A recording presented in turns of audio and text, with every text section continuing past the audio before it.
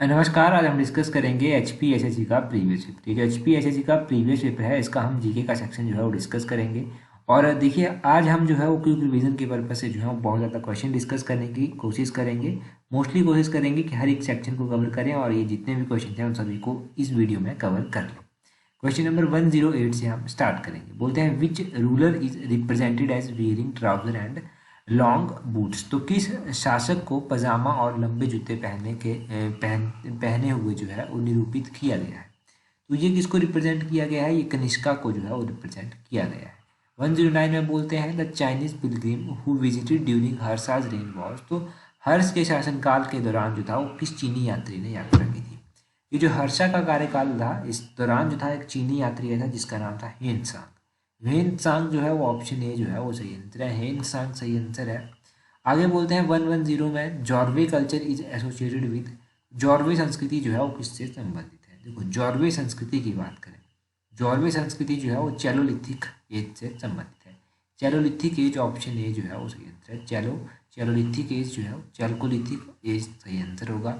111 में बोलते हैं which of the following Vedas is partially A prose work. तो निम्न में से कौन सा वेद जो है वो असंता एक काव्य कृति है? तो अगर क्वेश्चन नंबर 111 की हम बात करें तो 111 का ऑप्शन सी यजुर्वेद जो है वो सही आंसर हो जाएगा इसका।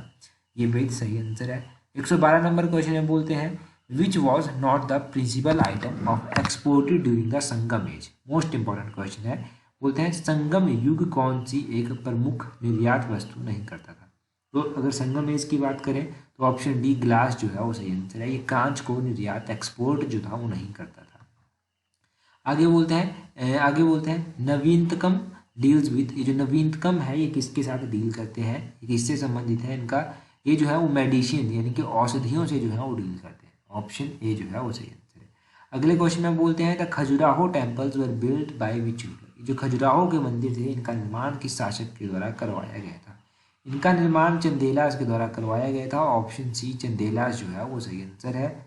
115 नंबर क्वेश्चन में बोलते हैं which ruler was dubbed as the ill starred idealist. तो बोलते हैं किस शासक को दुर्गति आदर्शवादी की उपाधि दी गई थी? तो इल स्टार्ड आइडियलिस्ट जो था वो किसको कहा जाता था? ये कहा जाता था मोहम्मद बिन तुगलक को। 115 नंबर क्वेश्चन का जो है वो ऑप्शन ए सही आंसर है, मोहम्मद बिन तुगलक। बोलते हैं who reinstated the Mughal emperor Shah Alam on the throne of Delhi. तो किसने मुगल बादशाह शाह आलम को दिल्ली की गद्दी पर पुनर्स्थापित किया था? तो किसने पुनर्स्थापित किया था? बोलते हैं इसका 116 का ऑप्शन बी सही आंसर है। महादजी सिंधिया जो है वो सही आंसर है। महादजी सिंधिया सही आंसर होगा। अगला क्वेश्चन है 117 नंबर क्वेश्चन। बोलते हैं the later Mughal emperor Shah Alam second was actually known as. तो उत्तर मुगल बादशाह शाह आलम सेकंड को वास्तव में जाना जाता था, किस नाम से जाना जाता था? तो 117 नंबर क्वेश्चन का ऑप्शन बी अली गौहर जो है वो सही आंसर है। अली गौहर इसका सही आंसर होगा।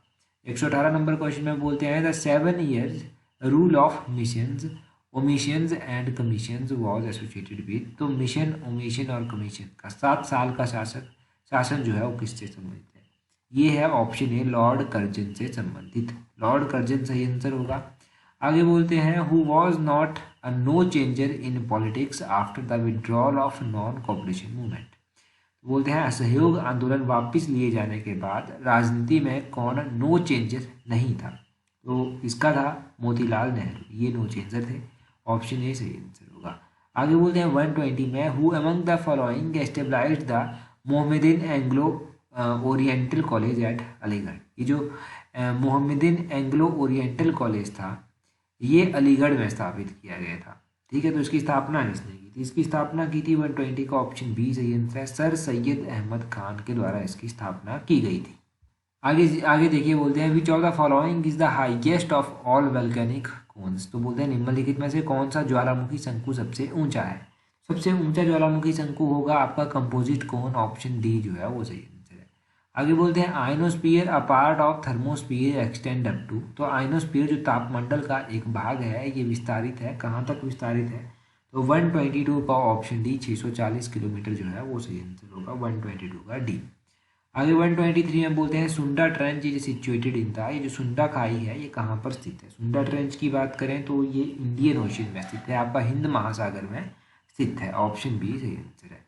124 में बोलते हैं which of the following soils is found in flood prone areas. तो बाढ़ग्रस्त क्षेत्रों में निम्नलिखित में से कौन सी मृदा पाई जाती है। तो आपके बाढ़ग्रस्त क्षेत्र होते हैं वहां पर बोग मृदा पाई जाती है, बोग सॉइल। ऑप्शन सी जो है वो सही आंसर होगा। मोस्ट इंपॉर्टेंट क्वेश्चन है 125 नंबर क्वेश्चन। बोलते हैं trans Siberian railways cover a total distance of. जो ट्रांस साइबेरियन रेलवे है ये टोटल कितनी दूरी जो है वो आवरित करता है। तो ये 9332 किलोमीटर दूरी जो है वो आवरित करता है। ऑप्शन सी सही आंसर है। 9332 किलोमीटर ट्रांस साइबेरियन रेलवे जो है वो कवर करता है। मोस्ट इंपॉर्टेंट क्वेश्चन कहूँगा मैं, रिपीट होने के बहुत चांसेस हैं इस क्वेश्चन के, तो इसको नोट कर लीजिए। 126 में बोलते हैं the monetary unit of Laos is. तो लाओस की मौद्रिक इकाई क्या है। लाओस की मौद्रिक इकाई कीप है। ऑप्शन ए सही आंसर। Repeated question. बोलते हैं 127 में the capital of Vietnam is. तो वियतनाम की राजधानी आपको बतानी है। हनोई जो है इसकी राजधानी है। ऑप्शन ए हनोई इसका सही आंसर हो जाएगा। 128 में बोलते हैं the main economic activity of south Asia is. तो ये जो दक्षिण एशिया है इसकी मुख्य आर्थिक कार्यकलाप क्या है। साउथ एशिया की जो मेन इकोनॉमिक एक्टिविटी है अगर उसकी हम बात करें तो वो एग्रीकल्चर आएगा। आपका ऑप्शन बी एग्रीकल्चर सही आंसर है। अगला है आपका 129 नंबर क्वेश्चन। बोलते हैं the Chhattisgarh plain is separated from the Wainganga valley by. तो छत्तीसगढ़ का जो मैदान है वो वेणगंगा घाटी से पृथकीकृत किया जाता है, उसको सेपरेट किया जाता है। जैसे अगर 129 का देखेंगे तो आप खेरागढ़ प्लेट्यू, खेरागढ़ के जो पठार हैं उनसे जो है वो अलग किया जाता है, पृथक किया जाता है। 130 में बोलते हैं ब्रह्मपुत्रा इन तिब्बत इज नोन है। तो तिब्बत में ब्रह्मपुत्र को किस नाम से जानते हैं। इसको तशांगपो कहते हैं तिब्बत में। ऑप्शन है सही आंसर है। 131 में बोलते हैं in India anti cyclones occur during. Most important और रिपीटेड क्वेश्चन। बोलते हैं भारत में जो प्रति चक्रवात होता है वो उत्पन्न होते हैं, कब उत्पन्न होते हैं। तो ये होते हैं आपके शीत ऋतु में, विंटर में। ऑप्शन ए सही आंसर है। रिपीटेड क्वेश्चन है, मोस्ट इंपॉर्टेंट है। Mangroves forest are found extensively in. तो ग्राम के जो वन विस्तृत रूप से पाए जाते हैं, ये कहाँ पर पाए जाते हैं। ये पाए जाते हैं आपके वेस्ट बंगाल में। ऑप्शन सी सही आंसर है, वेस्ट बंगाल में। आगे बोलते हैं Koderma is the chief collecting centre of. Koderma एक प्रमुख संग्रहण केंद्र है। ये किसका प्रमुख संग्रहण केंद्र है। माइका। माइका ऑप्शन सी जो है, ऑप्शन डी जो है इसका सही आंसर होगा। 133 का ऑप्शन डी। बोलते हैं अगले 134 क्वेश्चन में diamond mines in India are located in. हीरे की खानें भारत में कहाँ पर पाई जाती है। देखो डायमंड माइंस की बात करें, डायमंड माइंस भारत में कहाँ पर पाई जाती हैं। ये मध्य प्रदेश में पाई जाती हैं। आपकी ऑप्शन बी सही आंसर है। ऑप्शन बी सही आंसर हो गया। 135 में देखिए 135 में विच of the following is the biggest oil refinery of India.